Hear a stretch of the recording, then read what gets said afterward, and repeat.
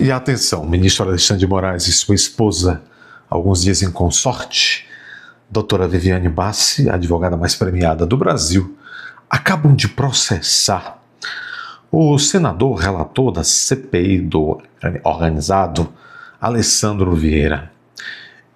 Trata-se de uma ação civil em que o casal mais conhecido de Brasília pede indenização por danos morais.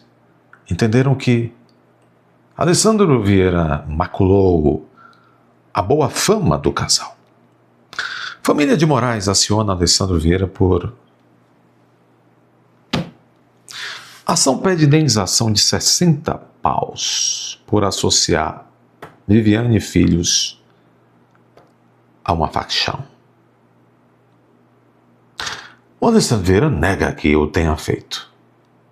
A advogada Viviane Bassi de Moraes diz aqui o Poder 360 e seus filhos com Alexandre de Moraes.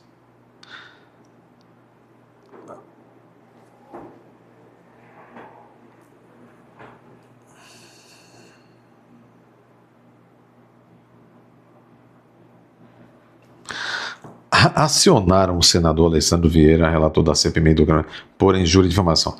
Também há a ação crime. Na petição, a família afirma que o congressista cometeu crime ao associá-lo falsamente a uma facção. O escritório da família Bassi de Moraes cita que Alessandro Vieira afirmou em entrevista ao SBT News, ou seja, fora do recinto parlamentar, que familiares do ministro mantêm circuitos de recursos financeiros, etc. Veja, essa coisa de que tem que ser bastante iletrado juridicamente para achar que a imunidade material parlamentar, esculpida e prevista na Constituição Federal, ela só existe se o sujeito, o parlamentar, realizar o comentário na tribuna ou nas dependências do Congresso. Não é assim. Não é assim. Os limites não são físicos nem espaciais.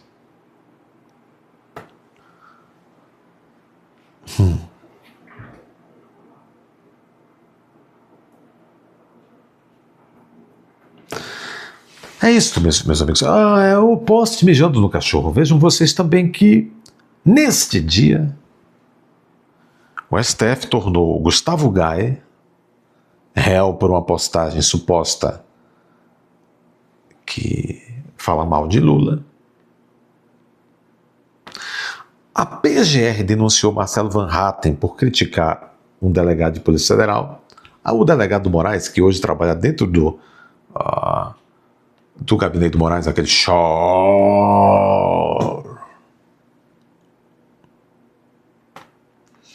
O STF também tornou Silas Malafaia réu contra o Exército. O alto comando, né, claro. E também, o Zema, coitado, foi esculachado pelo Gilmar Mendes. Gilmar Mendes o chamou de boneco, que tal. Isso foi uma boa maneira do Zema falar. O Zema, então, pediu ao PGR que denuncie o Gilmar Mendes. O PGR, amicíssimo Gilmar Mendes, disse que não e jogou no lixo a denúncia do Zema. Vocês estão vendo como estão essas coisas.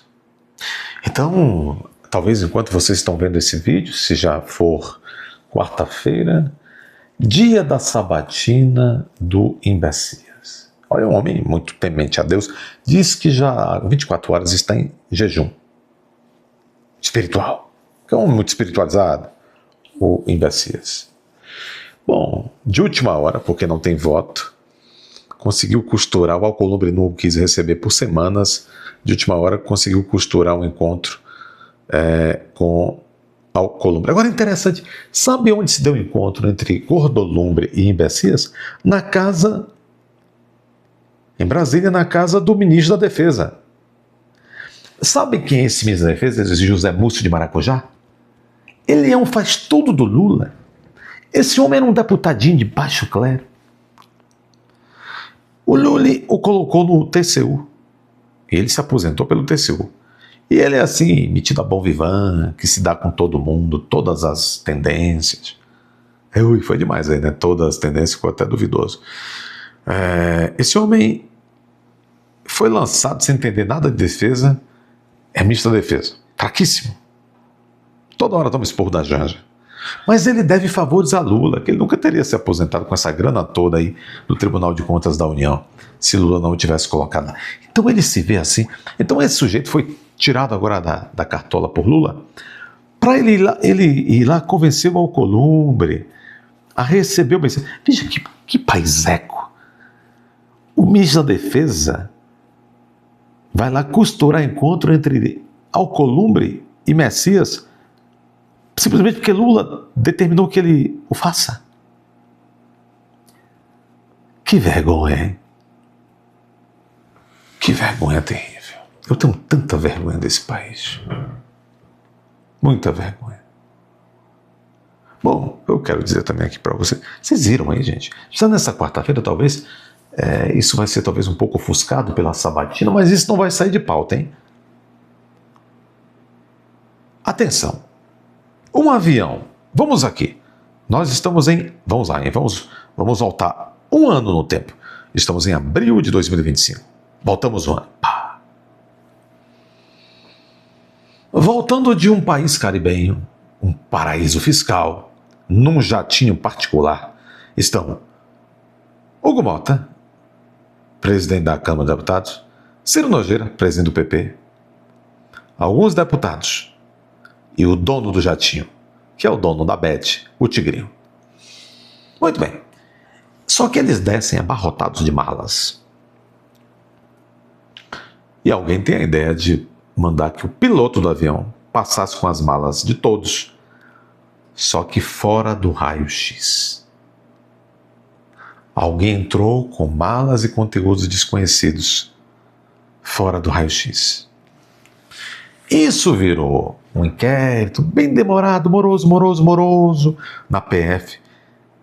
Aí moroso, só agora, em abril, um ano depois, em abril de 2026, isso foi mandado porque lá tinha deputados, tem foro de prerrogativa de função, tem senador, foi mandado para o STF. Sabe quem é o relator?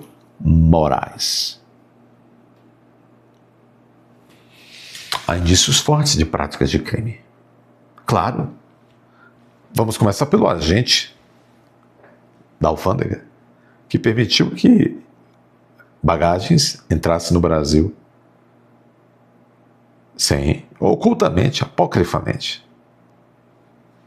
Procurados, todos eles ficaram quietos, com exceção.